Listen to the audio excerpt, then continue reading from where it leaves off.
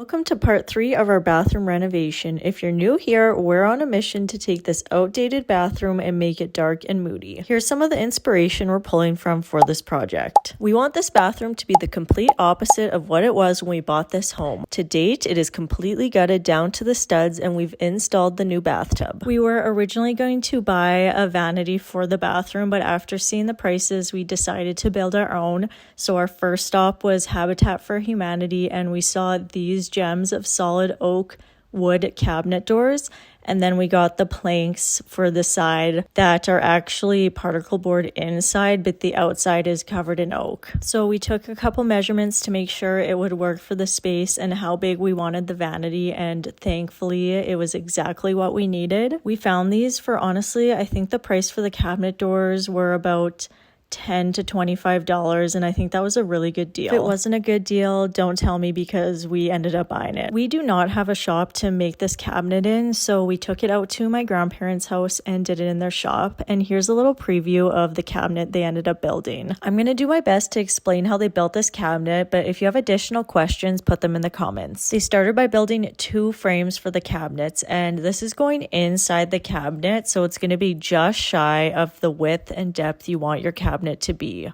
One is going to help support the countertop at the top, and it's also going to help support the decorative trim piece you saw above the doors at the beginning of the video, along with the other frame that's supporting that as well. The pieces of wood you're seeing down on the table, those are the 2 sides of our vanity. So one's going to be up against the wall and the other one is going to be facing inwards, and you're going to see it in the bathroom. This cabinet is going to sit directly on the ground, so that's why you're seeing that little notch in the corner there, because that's going to be where the kick plate is. At this point, the sides of the cabinet have already been cut down to the size of the vanity we want, so make sure you do that as well. Next, we are going to cut the base of the cabinet, so it's going to be the very bottom shelf of this vanity. And we made those frames earlier, and we're going to use that as a rough estimate on what the base needs to be, but we're also going to account for a gap at the front, because we will be installing trim pieces on either side that are going to hold the cabinet doors, so we have to leave that space to account for that.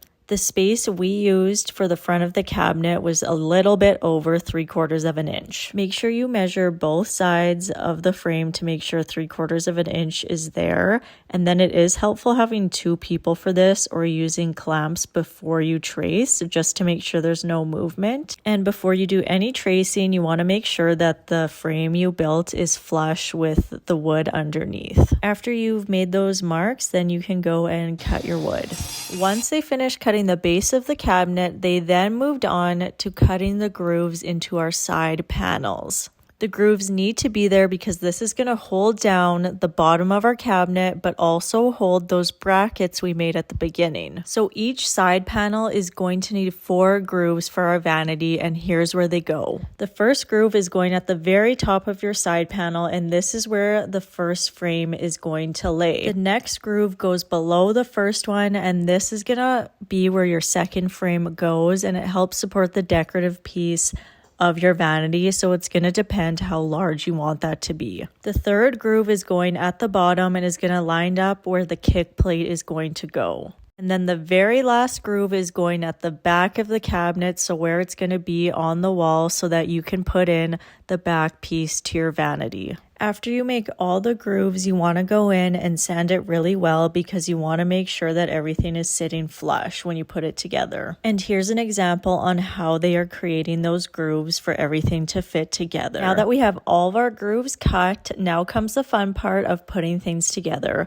So right now we are putting glue into the grooves, and then we are spreading it out. By spreading it out with a paintbrush or a scrap piece of wood, we're ensuring that the glue is even throughout there, and it's going to adhere the best way possible. Now that we have the glue in place, we're going to take those frames that we built at the very beginning and start putting those in their forever spots. You're putting those frames in their spot. Make sure you are not going over that back groove that you created for the back panel to go into. Once you put the frame in place, you want to secure it snugly, so you're going to take a hammer and hammer it at the top. Then you are going to repeat this process with the base of your cabinet. Once we gave it a tap in here, we ended up transferring it to the ground and tapped it in with it flipped from the outside of the cabinet. When you're tapping it in from the outside of the cabinet, make sure you put a piece of material over top of where you're hammering, just so you don't damage the outside of your cabinet. After that, we went in and marked where those pieces were so that we could go in with a nail gun and nail them in place. Then you are going to grab the last frame that you built that's going to be at the top of the cabinet where the countertop sits, and you are going to glue that into place. We already had glue in the groove when we had put the rest of the glue there, and now we're just putting glue on that frame. Once you start putting that in place, you want to make sure it's flush on either side of the cabinet before you go in with your nail gun. It does make it a lot easier when you have a second pair of hands there helping you when you get the nail gun going, just so that you know everything's in place. Then you're going to go in with your nail gun and secure everything in place, and you already put lines on where the other brackets were, so now you can go in and secure those as well.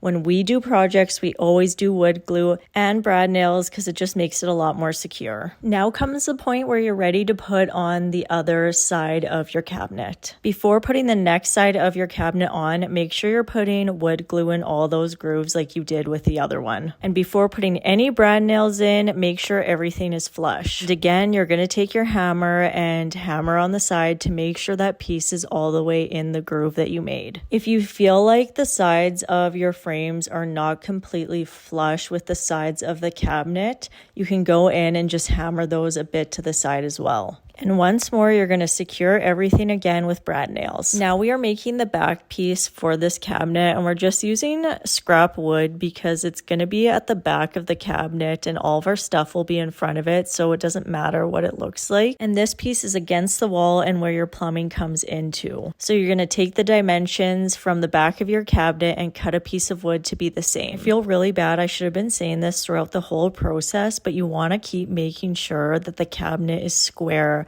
this entire time. And remember earlier we did grooves in the back of the cabinet so that this back piece is going to insert into there. So again, you're putting glue on the sides and then you're brad nailing it into place. This is the point where your cabinet starts looking like a cabinet. Look how beautiful she is. We love it. Then we turned over the cabinet and started filling the holes. And normally people would use wood filler here, but we didn't have any. And I thought this was such a cute hack my grandpa had. So you put wood glue in the nail holes, and then you take some of the sawdust from your project from cutting it and you put it in those holes, and you lightly tap the sawdust into those holes, and once it dries a bit, you go in and sand over it. And I almost love this more than I like wood filler because it's an exact match to your cabinet and you couldn't even tell that the holes were there. And I knew I was missing some videos here, but Taylor forgot to record him putting the doors and the front trim on with my grandpa, which is really unfortunate. Do my best to explain what they did, but right now you're seeing 5 trim pieces that they put on. Remember at the start of this video, we left a gap at the front of our cabinet so these trim pieces could sit there and hold the cabinet doors in place with hinges. So there are 2 extra long pieces on the left and right hand side of the cabinet, and that's where the hinges went to hold the doors in place.